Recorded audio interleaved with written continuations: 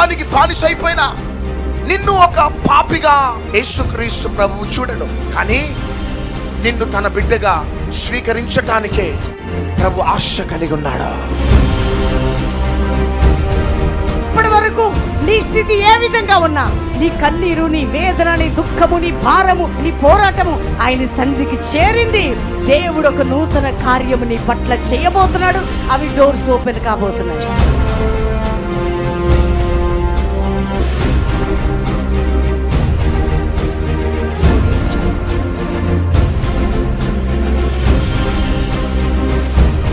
ఆ నిరీక్షణలో ఇంకా మాకు విశ్వాసంతో ఎంతో బలపడం, ఎంతో అభిషేకించబడ్డం, దేవుని సన్నిధి ఎంతగానో చూసాం. ఈ యొక్క కూడికల వల్ల ప్రతి ఒక్కరు చాలా ఉజ్జీవంతో రగులుకున్నారు. గొప్ప ఆశీర్వాదంతో ప్రతి ఒక్కరు ఉన్నాము. ఇలాంటి దైవజనులు మా కాకినాడ పట్టణానికి రావడం మాకు చాలా సంతోషకరం. కూటాలు ఉద్యోగంగా చాలా గొప్పగా జరిగాయి.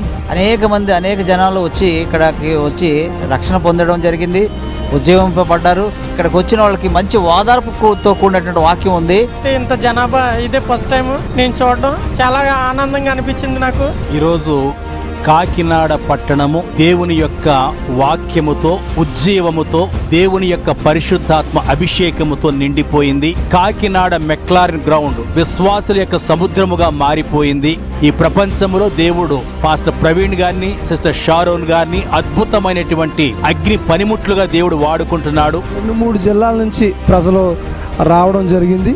చాలా అద్భుతమైన వాక్యాన్ని ఈ 4 రోజులు సేవకులు పంచారు, సేవకురాళ్ళుని. నిజంగా వారి మీద ఉన్న అభిషేకం ఈ పరిసర ప్రాంతాలంతా వచ్చిందని మేము నమ్ముతున్నాం. మేమైతే పరలోక ఆనందాన్ని అనుభవించాం. ఇలాంటి దైవజనులు ఉండట మన దేశానికి కాదు, రాష్ట్రానికి కాదు, ప్రజలకి కాదు, చాలా ఆశీర్వాదకరం. మేము చాలా ఆశీర్వదించబడ్డాం. చాలా మంది జీవితంలో గొప్ప విడుదల వచ్చింది. మాకు చాలా సమాధానం ఉంది. నిజంగా వాక్యముతో పాటు క్రియలు అనగా స్వస్థత, విడుదల, అనేకమైన కార్యాలు జరగటం మేము కళ్ళారా చూస్తున్నాం. మేము చాలా సంతోషంగా ఉన్నాం. దేవుడి యొక్క మహిమను మేము చూసి పొందుకుండి మేము వెళ్తున్నాం. 4 రోజులు సభలు మాత్రం గొప్ప ఉజ్జీవంతోనే జరిగాయండి. ఈ లాస్ట్ రోజు అయితే మాత్రం మాటల్లో చెప్పలేను, ఒక పండగ వాతావరణం నిజంగా కలిగింది. దేవుడి సన్నిధిని, దేవుడి మందసము నేను మోసుకొని వెళ్తున్నట్టుగా నాకు అనిపించింది.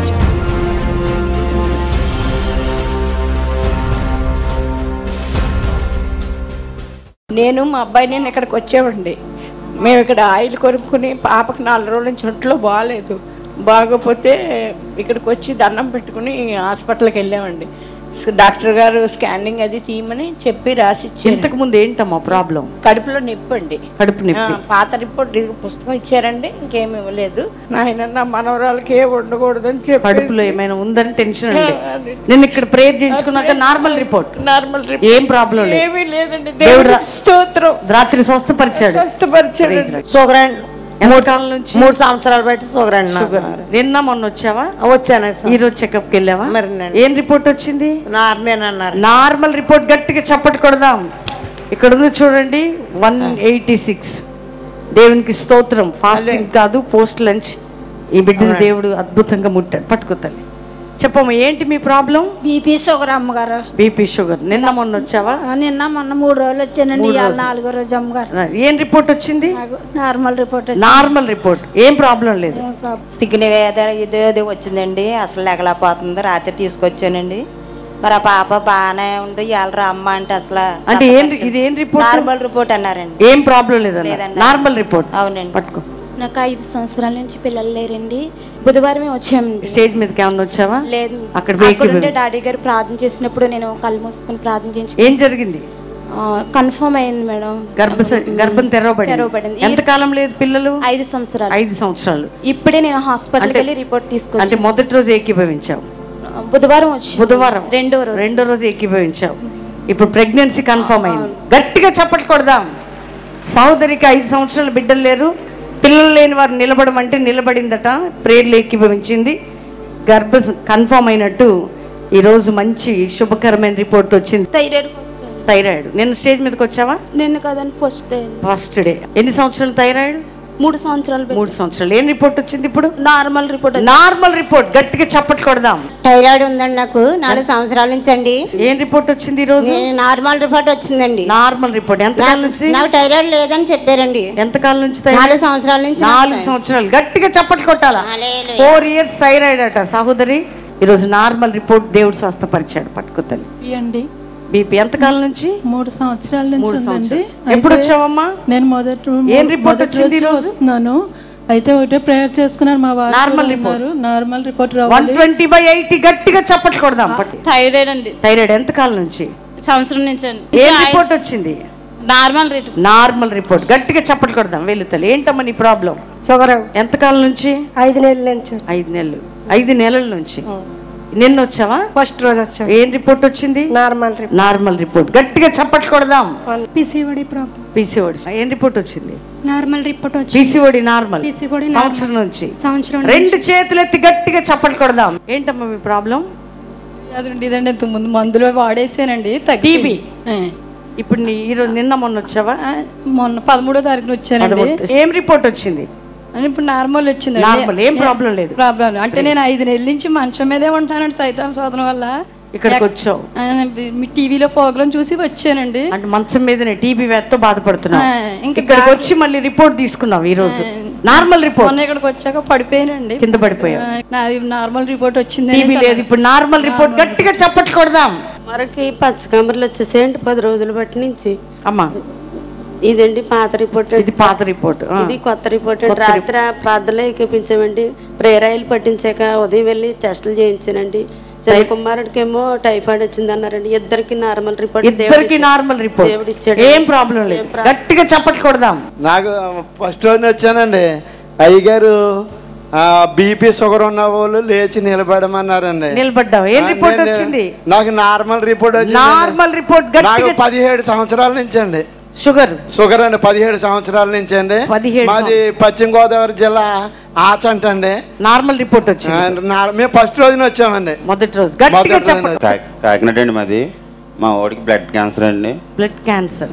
సంవత్సరం బట్టి హాస్పిటల్కి వెళ్తున్నామండి. ప్లేట్లెస్ బ్లడ్ ఏం పెరగలేదండి. నువ్వు రాత్రి ఇక్కడికి వచ్చామండి. జనంలో నుంచి ప్రార్థన చేశారండి అయ్యగారు. పొద్దున్న అలా రిపోర్ట్ చేయించానండి. నార్మల్ రిపోర్ట్ వచ్చింది. Blood cancer. ఇది మీ ఊర్లో, మీ పట్టణంలో, మీది కాకినాడ. ఎంతకాలం నుంచి బ్లడ్ క్యాన్సర్ బాబుకి? సంవత్సరం నుంచి అండి. సంవత్సరం నుంచి. ఎప్పుడు ఇలాంటి రిపోర్ట్ రాలే? ఎప్పుడు రాలేదండి. నిన్న ప్రేయర్ చేశాక ఈ రోజు వచ్చింది. ఈ రోజు మంచి నార్మల్ రిపోర్ట్ ఇచ్చాడు. Normal report. దేవుడు స్వస్థపరిచాడు. దేవునికి నమ్మకంగా ఉండాలి. ఇది మీ ఊర్లో, మీ పట్టణంలో జరిగిన అద్భుతం. అందుకని మీరు నమ్మండి.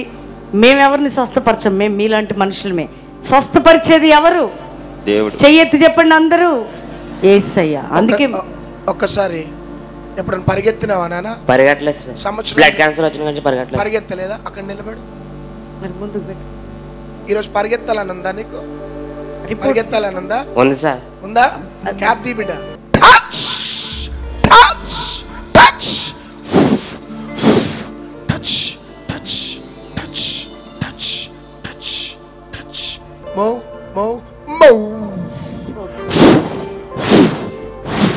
One, 2, 3, start. పరిగెత్తు. స్టేజ్ మీదకి రామ్మా. మహారాజువు కృప చూపే దేవుడవు నడిపించే నజరేయుడా కాపాడే. క్యాన్సర్ పేషెంట్లకి చాలా వీక్ ఉంటుంది. మీ అందరికి తెలుసు. యవ్వనస్తుడు కీమోథెరపీ ఎంతో కష్టంలో ఉండొచ్చు పాపం కదా. యవ్వన కుమారుడికి ఆ వ్యాధి వచ్చిందంటే నిజంగా డాక్టర్స్ కూడా చెప్తారు, వాళ్ళ వంతు వాళ్ళు చేస్తారు. ఎంత ఖర్చు అయింది బిడ్డ? ఎంత ఖర్చు? వాళ్ళ డాడీ 3 లక్షలు అయిందండి ఆర్ఎస్పీ మీద. పాపం. నేనే బెల్లం బిల్లు వద్దాం అనుకుంటున్నాను. తీసుకుని కీమ్ అయిన తర్వాత పాపం 10 రోజులు అయిందండి. అయింది మెడిసిన్. ఇప్పుడు వద్దాం అనుకుంటున్నాను బెల్లం బిల్లు. ఎంత గొప్ప దేవుడు. నీకోసం, నీ కొడుకు కోసమే మమ్మల్ని కాకినాడ పంపించింది. ఫ్రీ ఉందమ్మా ఇప్పుడు నీకు? ఫ్రీగా ఉంది సార్. మాది ఫస్ట్ బిల్డింగ్. అది ఎక్కితేనే ఆవేశం వచ్చేసేది నాకు. ఇప్పుడు ఎంత పరిగెట్టినా నాకు అసలు ఆవేశం రావట్లేదు. వండర్ఫుల్. ఫ్రీగా అనిపిస్తుంది. ఫ్రీగా అనిపిస్తుంది. అది దైవిక స్వస్థత అంటారు. ఇది ఎవరి స్వస్థత చెప్పండి? మెడిసిన్స్ ఉన్నాయి, డాక్టర్స్ ఉన్నాయి, మేము హాస్పిటల్కి వెళ్ళొద్దు అంటలేదు, మెడిసిన్ వాడొద్దని చెప్పట్లే. కానీ తను వాడుతున్నాడు, నడవలేకపోతున్నాడు, వీక్గా ఉన్నాడు ఈ బాబు. రెండోది, ఇంతవరకు రిపోర్ట్స్ ఎప్పుడు నార్మల్ లేవు. చూడండి, నిన్న ప్రార్థనలు ఏకీభవించాక అన్నీ కూడా నార్మల్ స్టేజ్కి వచ్చేసాయి. గట్టిగా చప్పట్లు కొట్టి ఈ బిడ్డను యేసు ముట్టినందుకు ఆయనకే మహిమ కలుగును గాక. ఎంతకాలం నుంచి? 5 సంవత్సరాల నుంచి. నిన్న మొన్న వచ్చారా? ఏం రిపోర్ట్ వచ్చింది? Normal report. మీకు దగ్గరగా చూడొచ్చు. ఏ ఊరు మీది? కాకినాడ. Normal report. గట్టిగా చప్పట్లు కొడదాం. ఇతను మా డాడీ గారండి. గత 10 సంవత్సరాల షుగర్ ఉందండి. షుగర్ కాంప్లికేటెడ్ అయిపోయి డయాలిసిస్, కిడ్నీస్ ఫెయిల్యూర్ అయిపోయి కొన్ని కూడా డ్యామేజ్ అయిపోయిందండి. ఇదివరకు న్యూస్ చూసి కూడా ఇప్పుడు కూడా న్యూస్ కూడా చూడలేడు. ఎక్కడ మా అమ్మలు కూడా గుర్తించడానికి చాలా కష్టపడుతుంటాడండి. బైబిల్ కూడా చదవడానికి కూడా చాలా కష్టంగా ఉందండి. ఒకరు సపోర్ట్ లేకపోతే కానీ నలవలేడండి. ఎందుకంటే ఇప్పుడైతే మంచం పడిపోవడం మా డాడీ, మా స్నేహితులు, మా వాళ్ళ అన్నదమ్ముళ్ళు, అక్క చెల్లు కూడా అందరూ విడిచిపెట్టారండి. ఏసే మమ్మల్ని మా మరణం నుంచి పైకి లేపాడండి. ఎప్పుడైతే ఫస్ట్ డయాలిసిస్ 5 నెలల నుంచి ముందు అయితే డయాలిసిస్ ఎప్పుడైతే స్టార్ట్ చేశారో అప్పుడు మేము బెల్లంపల్లికి అయ్యగారికి ప్రేయర్ రిక్వెస్ట్ ఇచ్చామండి. ప్రేయర్ రిక్వెస్ట్ ఇచ్చిన తర్వాత దేవుడు సజీవంగా మా డాడీని ఇంటికి తీసుకొచ్చాడండి. ఇప్పుడు ప్రజెంట్ డయాలిసిస్ ఉంది. మా అయితే రేపు షెడ్యూల్ ప్రకారంగా రేపు వెళ్ళి మార్నింగ్ 6 o'clock డయాలిసిస్ ఉందండి. పాత రిపోర్ట్ అమ్మా? ఇది కొత్త రిపోర్ట్ అండి. కొత్త రిపోర్ట్ ఏమొచ్చింది? ఇప్పుడు షుగర్ నార్మల్ వచ్చిందండి. ఇప్పుడు నిన్న లిప్ చెక్ చేయించుకున్నాం. అవునండి. మాకైతే 3 రోజుల నుంచి మేము వస్తున్నారు. నిన్న వెళ్ళి చెక్ చేయించుకున్నాం. అవునమ్మా. Sugar normal report. ఈ నాకు సపోర్ట్ లేకపోతే నడవలేడమ్మా. ఇప్పుడు నడవగలుగుతున్నావా? అవునమ్మా. నిలబడి నాన్న అక్కడ నిలబడు. ఆమేన్ ఆమేన్ ఆమేన్. అది రా. yes yes. చూపే దేవుడవు నడిపించే నజరేయుడా కాపాడే కాపరివి రాజులకే మహారాజు కృప చూపే దేవుడవు నడిపించే. డయాలసిస్ పేషెంట్ అండి. Kidney failure, dialysis, sugar. ఆయన అడుగు తీసి అడుగేయలేడు సపోర్ట్ ఉంటేనే. ఎవరైనా నడిపించింది? గట్టిగా చెప్పండి. నడిపించే నాయకుడు ఆయన. ఆయనే రక్షకుడు ప్రభువైన యేసుక్రీస్తు. ఎట్లున్నాను ఇప్పుడు మీకు? బాగుంది మేడం. బాగుంది. ఫ్రీగా ఉంది. ఫ్రీగా ఉందండి. గట్టిగా చప్పట్టుకుంటే దేవుని మహింపరచుదాం. Praise lord. పక్కన ఫస్ట్ నాకు బోన్ ట్యూమర్ ఉందన్నారండి. ఏంటి? Brain bone tumour. Bone wrist లో ఎక్స్రే కూడా ఇది ఎక్స్రే ఓకే ఉన్నట్టు. చెప్పండి. సామర్లకోట వచ్చానండి. 3వ రోజున అయ్యగారు ప్రేయర్ చేస్తారు. కింద పడిపోతే వెళ్ళి నీకు నార్మల్ రిపోర్ట్ వస్తుంది అన్నారండి. తర్వాత ఎక్స్రే చేసి సర్జరీ చేసిన తర్వాత నీ ఎముకలు మామూలుగా ఉన్నాయని డాక్టర్ సంతోషంగా సాక్ష్యం చెప్పారు. ఏ డాక్టర్? నాకు సర్జరీ చేసిన డాక్టర్. ఏ doctor? Doctor Umashankar Raghava hospital. ఎక్కడది? ఇక్కడే కులాయి చెరువు ఎదురు. కాకినాడ. కాకినాడ. అంటే ఇది బోన్ ట్యూమర్. అవును. అప్పుడు సామర్లకోట సభలో ఈ రిపోర్ట్స్ వచ్చారు. రిపోర్ట్స్ రాకుండా అంటే ఉన్నదనేసి అన్నారు డాక్టర్లు. ఓకే. ఇక్కడ ప్రేయర్ అటెండ్ అయినాక రిపోర్ట్స్ నీకు నార్మల్ రిపోర్ట్స్ వస్తుంది, చెక్ చేయించుకుంటే నెక్స్ట్ రోజున డాక్టర్ గారు లేరు ప్రభువా ఎక్కడ చెక్ చేయించుకున్నాం. చెక్ చేయించు. Normal report. Normal report. గట్టిగా చప్పట్లు కొడదాం. ఇది నార్మల్ రిపోర్ట్. 2018 ఫిబ్రవరిలో సామర్లకోటలో జరిగాయండి. సహోదరుడు చెప్తున్నాడు కదా, బోన్ ట్యూమర్. డాక్టర్స్ కరెక్ట్ చెప్పారు. ఎందుకంటే డాక్టర్స్ ఆల్మోస్ట్ ఆల్ వాళ్ళ రిపోర్ట్లో ఏం తేడా ఉండదు. వాళ్ళకి వచ్చిన రిపోర్ట్ వాళ్ళు చెప్తారు. కానీ ఇది ప్రభు ఇచ్చిన రిపోర్ట్. వైద్యులు వారు పరమ వైద్యుడు యేసయ్య. ఆమేన్. కాబట్టి దేవుడు చేసిన అద్భుతం. ఈరోజు ఆరోగ్యంగా ఉన్నారు. ఆరోగ్యంగా ఉన్నారు. అప్పటి నుంచి ఇప్పటి వరకు ఏం ప్రాబ్లం లేదు. ఏం ప్రాబ్లం లేదు. ఏం లేదు. 3 సంవత్సరం దాకా బెడ్ రెస్ట్ తీసుకోవాలి అనేసి అన్నారు. అట్లాంటిది ఏమి లేదు. 3 నెలల్లోకి లేచి నేను పని చేసుకోవడం అన్ని చేసుకుంటున్నాం. ఫ్రీగా ఉన్నాం. ఇప్పుడు కూడా పని చేస్తున్నాం ఫ్రీగా. గట్టిగా చప్పట్లు కొట్టి దేవుని స్తుతిద్దాం. వీళ్ళందరినీ స్వస్థపరిచింది ఎవరండి? మీరే చెప్పండి. మాలాంటి సేవకుల్ని స్వస్థపరుస్తాం. మేము స్వస్థపరుస్తామా? మేము ఎవరైనా ముట్టామా? మిమ్మల్ని ఎవరైనా ముట్టామా? చెప్పండి. మిమ్మల్ని ఎవరైనా చేయబెట్టామా? పెట్టలేదు. ఎవరు మీ మీద చేయబెట్టింది? అది ప్రభువు తాకితే. యేసును తాకినా యేసు తాకిన ఇవే అద్భుతాలు జరిగాయి బైబిల్లో. అవి ఉన్నాయి అని ప్రభు రుజువుపరుచుకుంటున్నాడు. ఇలాంటి కల్వరి ప్రత్యక్ష సభల్లో ఇట్లాంటివన్నీ ఎన్నో అద్భుతాలు చేస్తూ, వాక్యాన్ని ప్రకటిస్తూ, జీవితాలను మారుస్తూ ప్రభు సాక్షిగా నిలబెడుతున్న ఆయన ప్రజలను బట్టి యేసయ్యకే మహిమ కలుగునుగాక. Praise the lord.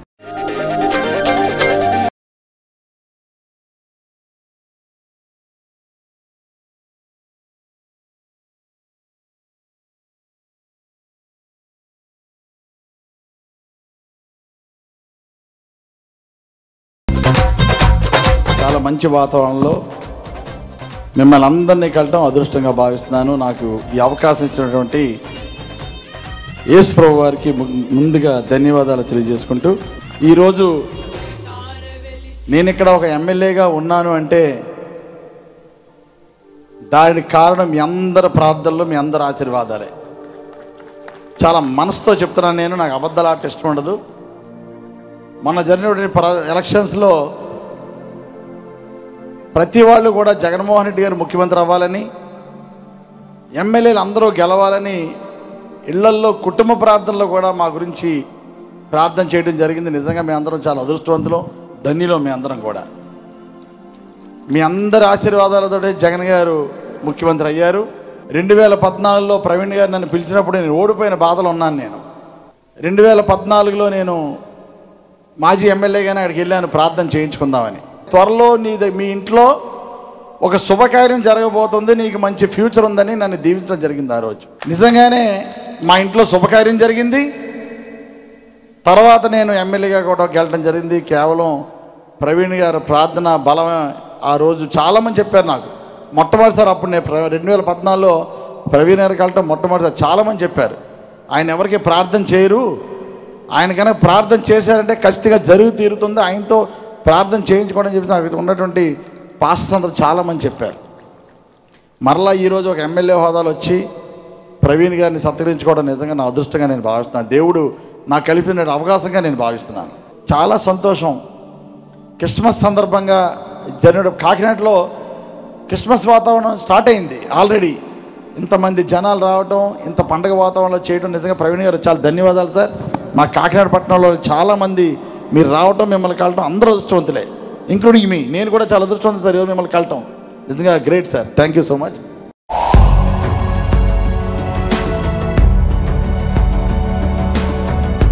ఆదికాండం 41వ అధ్యాయం 51వ వచనం. అప్పుడు యోసేపు, దేవుడు నా సమస్త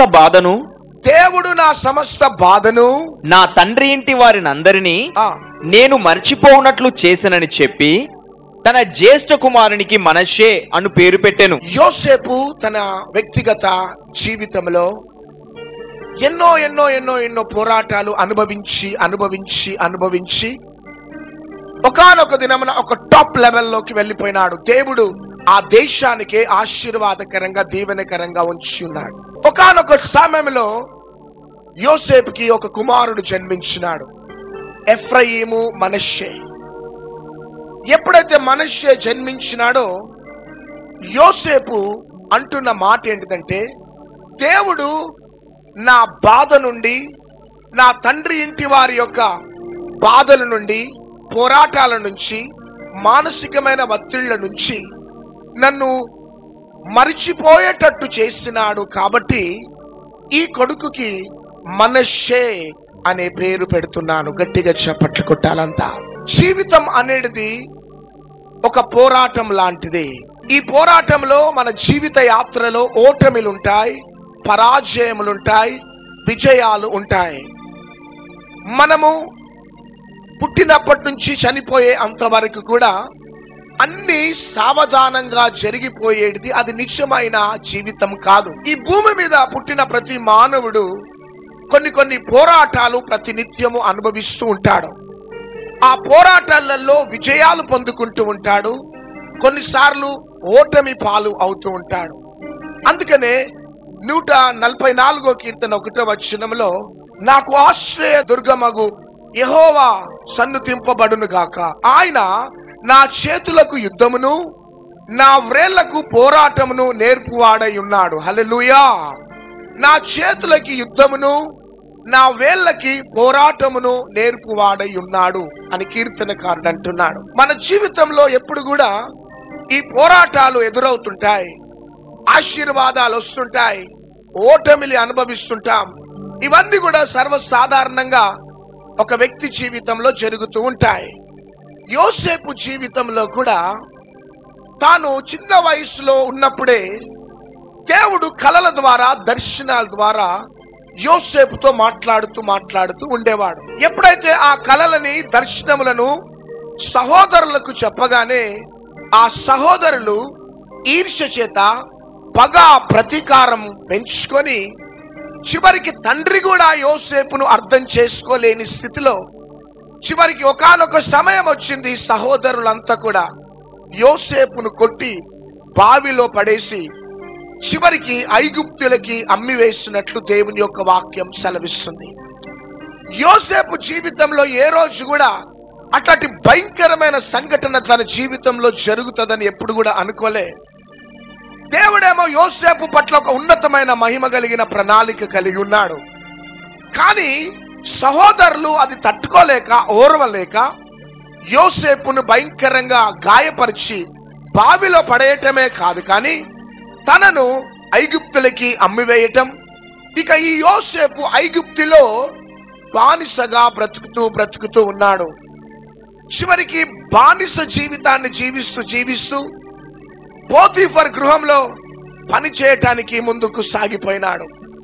పోతీఫర్ కుటుంబంలో పని చేస్తూ ఉన్నప్పుడు తన భార్య యొక్క శోధింపబడటమును బట్టి, తాను చెయ్యని పొరపాటు యోసేపు మీద పడటమును బట్టి కారాగృహంలో యోసేపు వెళ్ళటం, కొన్ని సంవత్సరాలు తన జీవితంలో కళ నెరవేర్పు అనేది జరగకపోవటం మనం చూస్తూ ఉన్నాం.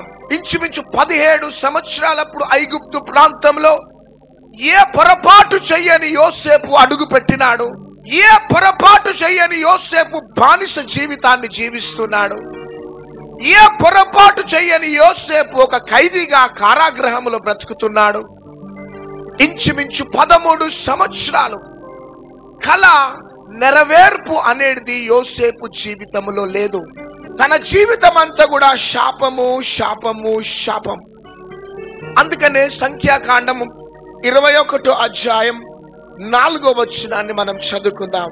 వారు ఎదోము దేశమును చుట్టిపోవాలని హోరు కొండ నుండి ఎర్ర సముద్ర మార్గముగా సాగినప్పుడు యాసము చేత జనుల ప్రాణము సొమ్మసిల్లెను. ఆ మార్గము గుంటా వెళ్తూ ఉన్నప్పుడట దేవుడు చేసిన వాగ్దానాలన్నీ కూడా మర్చిపోయినారు. వారి కోసం పాలు తేనెలు ప్రవహించు దేశం ఉన్నదని కూడా మర్చిపోయినారు. దేవుడు నడిపించే ఆ మార్గం గుంటా వెళ్తూ అట వారు సొమ్మసిల్లినారట. ప్రియ క్రైస్తవ జనాంగమా, దేవుని బిడ్డలారా, ఎఫెసీయులకు రాసిన పత్రిక 1వ అధ్యాయం 3వ వచనం ప్రకారం, ఇదిగో జగత్ పునాది వేయబడక మునిపే దేవుడు నిన్ను, నీ కుటుంబాన్ని, నీ పరిచర్యని ఆశీర్వదించి ఉన్నాడు. జగత్ పునాది వేయబడక ముందే దేవుడు నిన్ను, నీ కుటుంబాన్ని ఆశీర్వదించి దీవించి ఉన్నాడంతే. కానానుకు చేరవలసిన ఇశ్రాయేలీలు దేవుడు నడిపించే మార్గం గుంటా వెళ్తూ సొమ్మసిల్లిపోయినారట. సహోదరుడా, సహోదరి, నీ జీవిత యాత్రలో ఎన్నో పోరాటాలు బిడ్డ. నువ్వు ఎన్నో ఆశలు పెట్టుకున్నావు. నీ ఆశలు తీరలేని స్థితిలో ఈ ప్రాంగణంలోకి వచ్చి కూర్చున్నావు. ఈ TV viewers, Facebook, YouTube viewers, ఎన్నో కోరికలతో, ఎన్నో ఆశలతో నీ జీవిత యాత్ర ముందుకు సాగింది. కానీ దేవుడు కొన్నిసార్లు మనల్ని నడిపించే మార్గము మనకి అర్థం కావటలే. దేవుడు ఎందుకు నడిపిస్తున్నాడో అర్థం కావటలే. ఎందుకు యోసేపును ఐగుప్తులకు తీసుకొని వెళ్ళినాడో మనకి అర్థం కాలే, యోసేపుకి అర్థం కాలే. ఎందుకు దావీదును అరణ్య మార్గం గుండా నడిపించినాడో మనకి అర్థం కాలే, దావీదుకు అర్థం కాలే. ఎందుకు దానియేలుని బబులోను పట్టణంలో ప్రవేశపెట్టినాడో దానియేలుకి అర్థం కాలే, మనకి అర్థం కాలే. కానీ దానియేలు పట్ల దేవుడికి ఒక ప్రణాళిక ఉంది. ఆమేన్. దావీదు పట్ల దేవునికి ఒక ప్రణాళిక ఉంది. యోసేపు పట్ల ప్రణాళిక ఉంది. నీ పట్ల, నా పట్ల దేవునికి ఒక ప్రణాళిక ఉంది. చాలా సార్లు ఎందుకు ప్రభువా, ఎందుకు ప్రభువా, ఎందుకు ప్రభువా అని 2019 దాకా ఏడ్చి ఏడ్చి అలిసిపోయినా. ఎందుకు ఈ ఆలస్యం అని ఏడ్చి ఏడ్చి అలిసిపోయినావేమో. ఈరోజు నువ్వు ఎందుకు ఇక్కడికి నడిపించబడ్డావంటే, ఎందుకు TV programme, YouTube, Facebook programme చూస్తున్నామంటే ఏడ్చి ఏడ్చి ఏడ్చి అలిసిపోయిన స్థితిలో ఇక్కడికి వచ్చినావు. అందరు కనబడుతున్నప్పుడు నవ్వుతూ కనబడుతున్నావు, కానీ ఒంటరిగా వెళ్ళి ఎన్నోసార్లు గంటలు గంటలు ఏడ్చినావు. కొన్నిసార్లు బాత్రూంలోకి వెళ్ళి ఏడ్చిన సందర్భాలు ఉన్నాయి నీకు. కొన్నిసార్లు బెడ్షీట్ కప్పుకొని ఏడ్చి ఏడ్చిన సందర్భాలు ఉన్నాయి. నీవు అనేకులను ప్రేమించినావు, కానీ వారి నుంచి నీ జీవితంలో చేదే ఈ రోజు దాకా. నీ ఉద్యోగంలో చాలా కష్టపడ్డావు, కానీ నువ్వు చెయ్యని నింద నీ మీద పడ్డది. ఇతరులని సహాయం చేసి ఎంతో మంది పైకి తెచ్చావు, ఈరోజు నిర్దాక్షిణ్యంగా నిన్ను విడిచిపెట్టేసి వారు వెళ్ళిపోయినారు. వ్యాపారంలో ఎంతో డబ్బు ఇన్వెస్ట్ చేసినావు, కానీ టోటల్ గా లాస్ అయిపోయిన స్థితిలో ఇక్కడ ఉన్నావు. నా భర్తనే నాకు సమస్తము అని నీ భర్తను ఎంతో ప్రేమించినావు, ఈరోజు నీ భర్త నీకు ఉరిగా మారిపోయినాడు. నీ భార్యను ఎంతో ప్రేమించినావు, ఈరోజు నీ భార్య నీకు లాయర్ నోటీస్ పంపించింది. నా బిడ్డలే నాకు సమస్తము అని నీ బిడ్డలని కష్టపడి రాత్రింబగళ్ళు కష్టపడి మంచి మంచి చదువులు చదివించినావు. ఈరోజు వివాహాలు చేసుకుని నిన్ను ఒంటరిగా చేసేసి వారు వెళ్ళిపోయి ఉండొచ్చు. నా సంఘమే నాకు సమస్తం, నా సంఘస్థులే నాకు సమస్తం అని దైవజనులారా నీ సంఘాన్ని, నీ సంఘ విశ్వాసులను మీరు ఎంతో ప్రేమించిన. రక్షణ లేనప్పుడు మాటి మాటికి సైకిల్ మీద వెళ్ళి వారికి సువార్త ప్రకటించిన సందర్భాలు ఉన్నాయి. వారి పేదరికంలో ఉన్నప్పుడు నువ్వు తినకుండా వారికి పెట్టిన సందర్భాలు ఉన్నాయి. కానీ నిర్దాక్షిణ్యంగా నిన్ను, నీ కుటుంబాన్ని, పరిచర్యను విడిచిపెట్టేసి ఒకవేళ వెళ్ళిపోయిన స్థితిలో దైవజనుడా ఇక్కడికి వచ్చి నువ్వు కూర్చున్నావేమో. కానీ ఒకటి తెలుసుకోవాలి, ఆదికాండం 8వ అధ్యాయం 22వ వచనం. భూమి నిలిచి ఉన్నంత వరకు వేదకాలమును కోతకాలమును శీతోష్ణములను వేసవి శీతకాలమును రాత్రింబవలును ఉండక మానవని. హల్లెలూయా. ప్రతి దానికి కొన్ని కాలాలు అనేటి ఉన్నాయి. గట్టిగా చప్పట్లు కొడదాం. గలతీయులకు రాసిన పత్రిక 6వ అధ్యాయం 9వ వచనం. మనము మేలు చేయుట యందు విసుకకయుందము, మనము అలయక మేలు చేసితిమేని తగిన కాలమందు పంట కోతుము. గట్టిగా చప్పట్లు కొట్టాలి. అన్నిటికీ కాలం ఉన్నది, తగిన కాలమందు మనం మంచి పంటను కోస్తాం. చేతుల పైకెత్తి గట్టిగా చప్పట్లు కొట్టాలా. దేవునికంటూ తగిన కాలం ఉన్నది. మన కాలంలో మనం టాప్ లెవెల్లోకి వెళ్తామని ఎప్పుడు కూడా మనం ఎక్స్పెక్ట్ చేయొద్దు. తండ్రిని మోసం చేశాడు, అన్నని మోసం చేసినాడు, జ్యేష్ఠత్వపు హక్కు పట్టుకొని పరిగెత్తుతున్నాడు యాకోబు.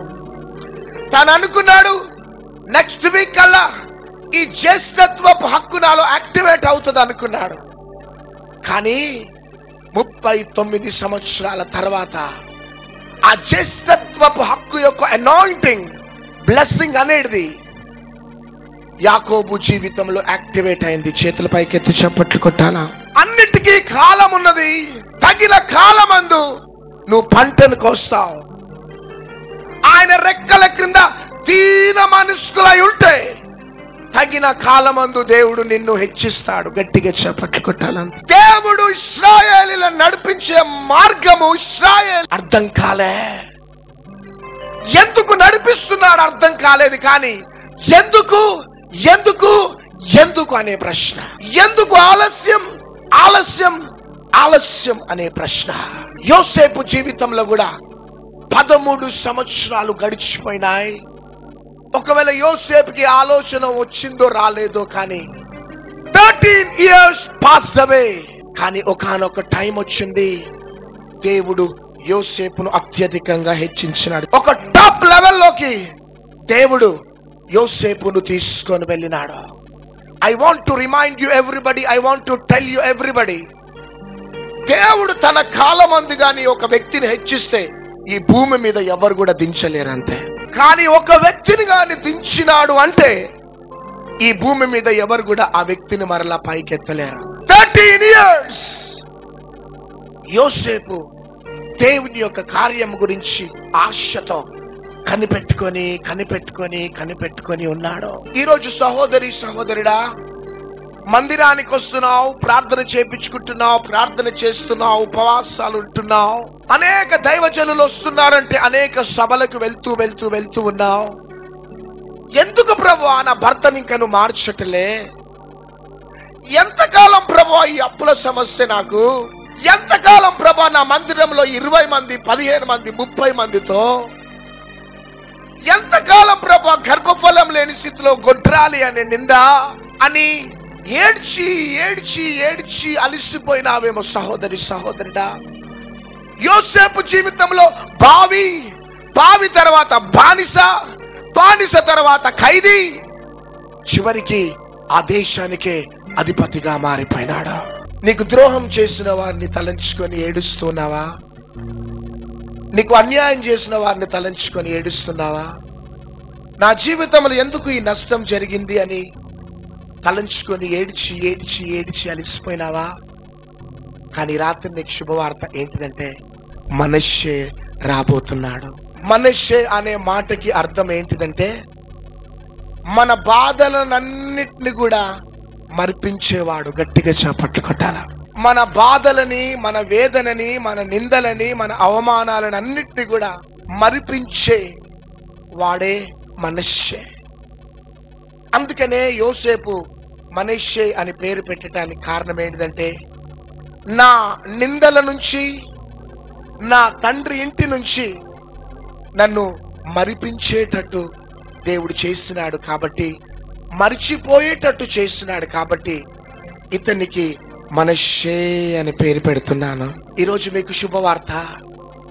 2019 నవంబర్ దాకా మీ జీవితాలు ఎట్లా గడిచిపోయినాయో బిడ్డ, కానీ రాత్రి మీకు శుభవార్త. మీరు మనష్షేతో పాటు మీ గృహానికి వెళ్ళబోతున్నారు. చూడండి, మోయాబు పట్టణంలో ఒక యవనస్తురాలు ఉంటుంది. ఆమె పేరు రూతు. ఈ రూతు ఈ మోయాబు వంశావళి తృణీకరింపబడిన వంశావళి. లోతు వంశావళిల నుంచి వచ్చిన మోయాబు వంశావళి వెలివేయబడిన వంశావళి, శపించబడిన వంశావళి. కానీ ఎప్పుడైతే నయోమి పరిచయం అయింది, నయోమితో పాటు బెత్లెహేములో రూతు అడుగు పెట్టిందో, రూతుకి ఎవరు పరిచయం అయినారంటే బోయాజు పరిచయం అయినాడు. అందుకనే రూతు గ్రంథం 2వ అధ్యాయం 10 నుంచి 12 వచనాలు దయచేసి చదవాలి. అందుకు ఆమె సాగిలపడి తల వంచుకొని, ఏమి తెలిసి పరదేశినైన నాయందు లక్ష్యముంచినట్లు నీకు కటాక్షము కలిగెనో అని చెప్పగా, బోయాజు నీ పెనిమిటి మరణమైన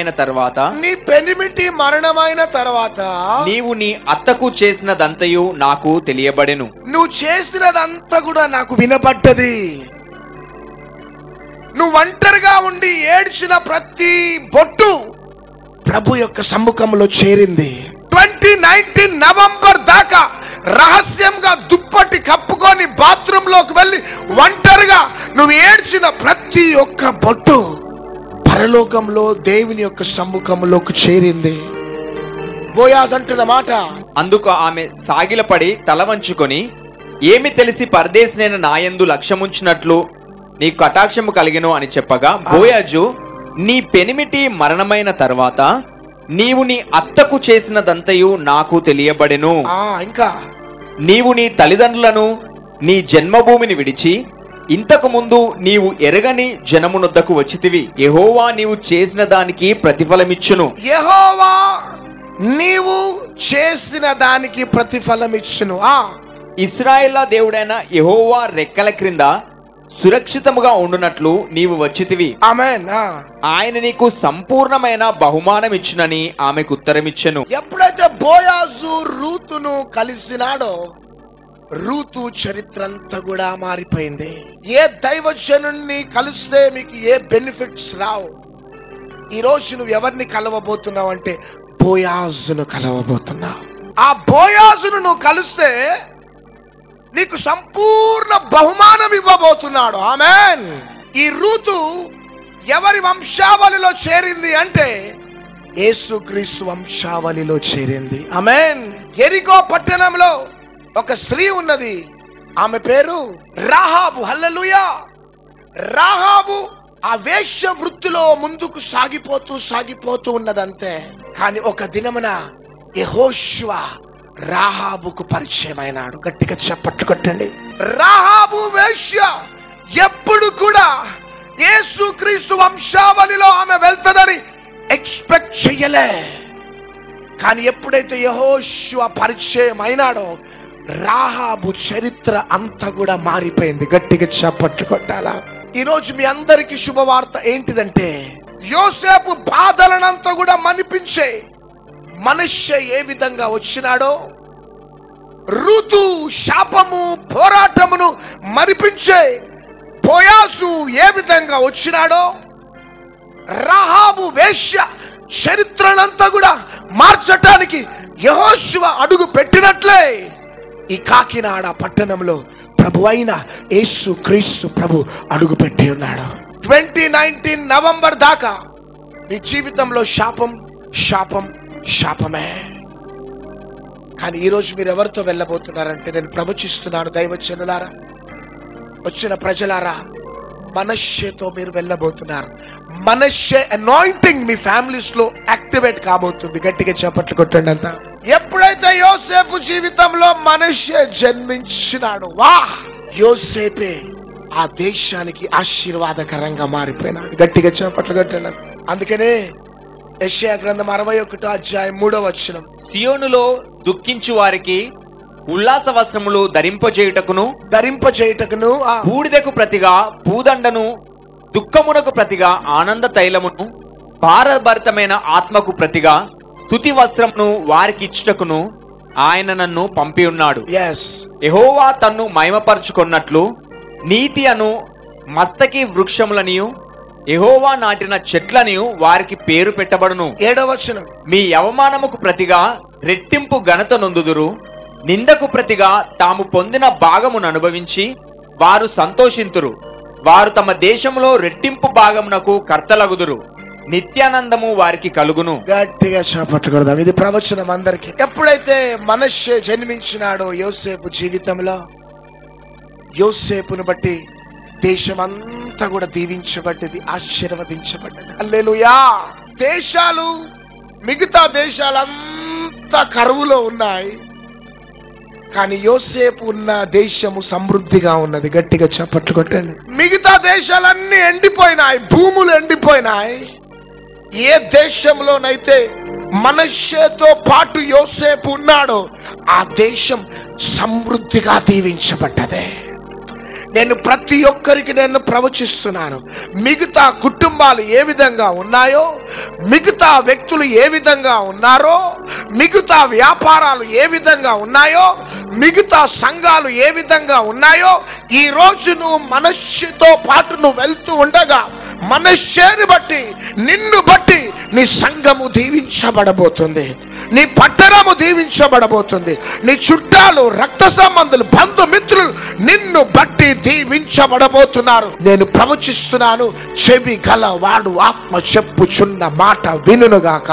యెషయా గ్రంథం 60వ అధ్యాయం 1 నుంచి 4 వచన. రైట్. నీకు వెలుగు వచ్చి ఉన్నది, నీకు వెలుగు వచ్చి ఉన్నది, లెమ్ము, తేజరిల్లుము, యెహోవా మహిమ నీ మీద ఉదయించెను. ఈ రోజు యెహోవా మహిమ నీ మీద ఉదయించెను. చూడుము, భూమిని చీకటి కమ్ముచున్నది, కట్టిక చీకటి జనములను కమ్ముచున్నది. యెహోవా నీ మీద ఉదయించుచున్నాడు, ఆయన మహిమ నీ మీద కనబడుచున్నది. జనములు నీ వెలుగునకు వచ్చెదరు, రాజులు నీ ఉదయకాంతికి వచ్చెదరు. కన్నులెత్తి చుట్టూ చూడుము, వీరందరూ కూడుకొని నీ యొద్దకు వచ్చుచున్నారు. నీ కుమారులు దూరం నుండి వచ్చుచున్నారు, నీ కుమార్తెలు చంకనెత్తబడి వచ్చుచున్నారు. నీవు చూచి ప్రకాశింతువు, నీ గుండె కొట్టుకొనుచు ఉప్పొంగును. సముద్ర వ్యాపారము నీ వైపు త్రిప్పబడును. సముద్ర వ్యాపారం కాకినాడ ప్రజలరా, సముద్ర వ్యాపారాలు ఇది ప్రవచిస్తున్నా. సముద్ర వ్యాపారము కాకినాడ పట్టణానికి తిప్పబడబోతున్నది. జనుల ఐశ్వర్యం నీ యొద్దకి రాబోతున్నది. గట్టిగా చప్పట్లు కొట్టాలా. నీ నిందకి ప్రతిగా దేవుడు దీవెనలు ఇవ్వబోతున్నాడు. ప్రజలారా లెమ్ము, తేజరిల్లమా, దేవుని మహిమ ఈరోజు నీ మీద ఉదయింప చెయ్యబోతున్నాడు. యోసేపులాగా నింద, అవమానం, వ్యతిరేకత అనుభవించినావా? రూతులాగా శాపాన్ని అనుభవించిన వ్యక్తివా? రాహాబులాగా నీ జీవితం అంతా పతనం అయిపోయిందా? త్రాగుడికి బానిసైపోయి, వ్యభిచారానికి బానిసైపోయి, అక్రమ సంబంధానికి బానిసైపోయి, లోక సంబంధమైన అలవాట్లకి బానిసైపోయి నీ జీవితం అంతా 2019 నవంబర్ దాకా శాపాన్ని అనుభవిస్తున్నావా? భయపడకు. ఈరోజు మనష్షే రాబోతున్నాడు. బోయాజు ఈ రాత్రి నీ దగ్గరకు వచ్చి షేక్ హ్యాండ్ తీసుకోబోతున్నాడు. చప్పట్లు కొట్టాడట. యెహోషువ రాహాబును కలిసిన తర్వాత రాహాబు చరిత్ర మారినట్లే ఇదిగో కాకినాడ చివరి సభలో యెహోషువ నీకు కలవబోతున్నాడు. సంవత్సరాల నుంచి మీరు అనుభవించిన శాపం, పోరాటం, మానసికమైన ఒత్తిళ్లు, ఒంటరితనం, నిందలు, అవమానాలు, నీవు చేయని పొరపాట్లు యోసేపులాగా నీ మీద పడ్డాయేమో. భయపడక కాకినాడ ప్రజలారా, మీకు శుభవార్త. మీరు మనష్షేకి జన్మనివ్వబోతున్నారు. చేతులు పైకెత్తి చప్పట్లు. మనష్షే ఈజ్ ఆన్ ద వే. మనష్షేకి ఈ నవంబర్లో మీరు జన్మనివ్వబోతున్నారు. చప్పట్లు కొట్టండి. నువ్వు ఎక్కడ అవమానించబడ్డావో, ఎక్కడ నిందించబడ్డావో, ఎక్కడ అవమానపరచబడ్డావో, ఎక్కడ వెలివేయబడ్డావో అదే స్థలంలో దేవుడు నీ తలని పైకెత్తబోతున్నాడు. నువ్వు ఏడుస్తూ ఉంటే ఈ రోజు దాకా సాతాను నవ్వినాడేమో. నువ్వు ఏడుస్తూ ఉంటే సాతాను నిన్ను చూసి ఎగతాళి చేస్తున్నాడేమో. భయపడక్. ఈరోజు మనష్షే నీ గృహంలో జన్మించబోతున్నాడు. మనష్షే జన్మించినాడంటే నీ చేదు జ్ఞాపకాలన్నీ నువ్వు మర్చిపోబోతున్నావు. నీ చేదు జ్ఞాపకాలు తీపి తీపి తీపి జ్ఞాపకాలుగా మారిపోబోతున్నాయి. నీ కన్నీరు నాట్యముగా మార్చబడబోతున్నది. నీ దుఃఖ దినములు సమాప్తం కాబోతున్నాయి. నీ వ్యాపారంలో మనష్షే రాబోతున్నాడు. నీ సంఘంలో, నీ సేవలో మనష్షే రాబోతున్నాడు. నీ కుటుంబంలో మనష్షే రాబోతున్నాడు. మనష్షే వస్తే నీ నిందను నువ్వు మర్చిపోబోతున్నావు. నీ చేదును మర్చిపోబోతున్నావు. నీ చేదు జ్ఞాపకాలు వెళ్ళిపోబోతున్నాయి. లెంబు తేజరిల్లమై రాత్రి 2020 is the year of blessing for each and everybody. 2020 is the year of prosperity. Urava Shandera Lariala. 2020 is the year of breakthrough for your family. 2020 is the year of revival. Revival. Revival. దేవుడు భారతదేశాన్ని దర్శిస్తున్నాడు. తెలంగాణ, ఆంధ్ర రాష్ట్రాలని దర్శిస్తున్నాడు. యేసుక్రీస్తు ప్రభు ఆరోహణమై వెళ్ళిపోయిన తర్వాత అపోస్తలులు మేడగదిలో తలుపులు మూసుకొని భయం భయం భయం. కానీ పెంతెకోస్తు దినమున మేడగదిలో ఎప్పుడైతే అభిషేకించబడ్డారో మనశ్శాన్ని పొందుకున్నారో భూలోకాన్ని తల్ల క్రిందులుగా చేసిన గట్టిగా చప్పట్లు కొట్టాలి. విద్యలోని పామర్ల ద్వారా భూలోకాన్ని తల్ల క్రిందులుగా చేసిన ఆ యూదా గోత్రపు సింహం ఇంకా బ్రతికే ఉన్నాడు. 20 లక్షల ప్రజలకి పూరాట్ల ద్వారా భోజనం పెట్టిన ఆ దేవుడు ఇంకా బ్రతికే ఉన్నాడు. రోడ్డు మీద ఉన్న యోసేపుని దేశానికి ప్రెసిడెంట్ గా మార్చిన ఆ దేవుడు ఇంకా బ్రతికే ఉన్నాడా? ఫరో సైన్యం వెనకాల పడుతున్నప్పుడు, ఎర్ర సముద్రం పొంగుతున్నప్పుడు ఫ్రాక్షన్ ఆఫ్ సెకండ్స్ లో ఎర్ర సముద్రంలో 2 పాయలుగా చేసిన ఆ దేవుడు ఇంకా బ్రతికే ఉన్నాడు. కాకినాడలో చప్పట్లు కొట్టాల. 4 దినాల శవం, కుళ్ళిపోయిన శవం, లాజరు శవమును సమాధి దగ్గర నిలబడి, లాజర్ కంఫర్ట్ బయటికి రా అనగానే మృత తుల్యమైన అవయవాలకి జీవము కలిగించిన దేవుడు నీ దేవుడు, నీ దేవుడు, నీ దేవుడు, నీ దేవుడు.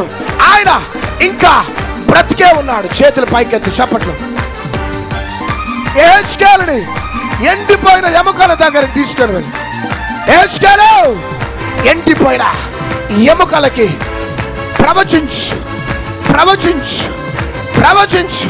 ఎప్పుడైతే ఎండిపోయిన ఎముకలకి యెహెజ్కేలు ప్రవచించినాడు, ఎండిపోయిన ఎముకలు జీవము, జీవము, జీవం పొందుకొని మహా సైన్యం, మహా సైన్యం, మహా సైన్యమైనట్లే భారతదేశంలో ఎండిపోయిన ఎముకలకి దేవుడు జీవాన్ని ఇవ్వబోతున్నాడు.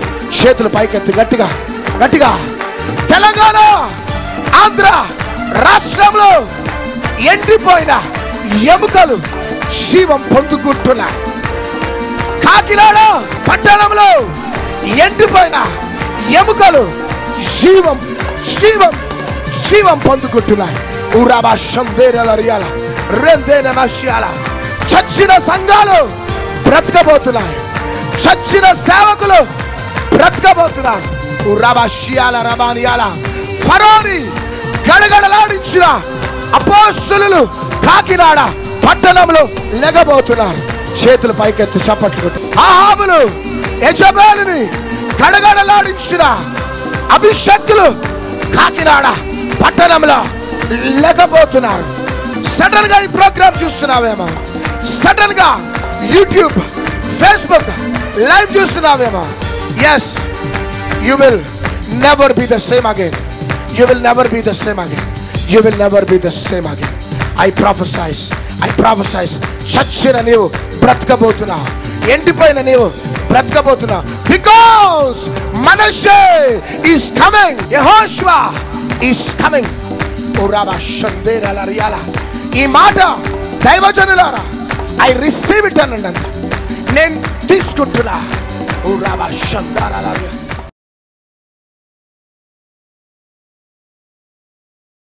తండ్రి, ఎంతమంది ఈరోజు వర్తమానం విని 2019 నవంబర్ దాకా యోసేపు వలె, రుతు వలె, రాహాబు వలె చేదు పోరాటాలు, మానసికమైన ఒత్తిళ్లు అనుభవించున్నారు. కానీ ఈరోజు మనష్షేతో పాటు బిడ్డలు వెళ్ళునుగాక, బోయాజుతో పాటు బిడ్డలు వెళ్ళునుగాక, యెహోషువతో పాటు బిడ్డలు వెళ్ళునుగాక.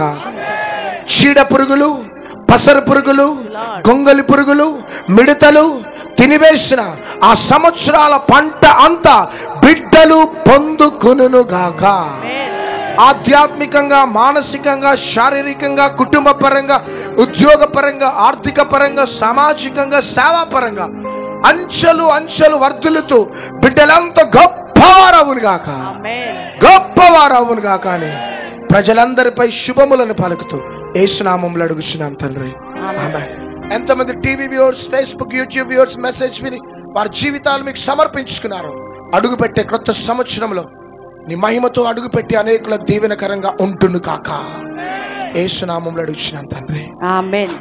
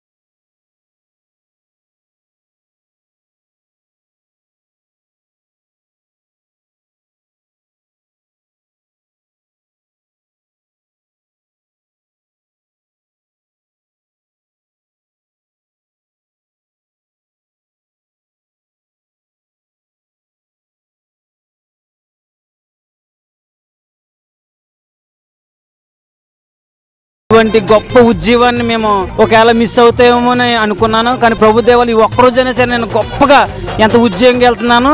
ఒక బోయాజ్ గారిని, మనిస్తే గారిని, యేసఫ్ గారిని పరిచయం చేసి మాకు ఎంతో ఆశీర్వాదం నింపి వెళ్తున్నారు.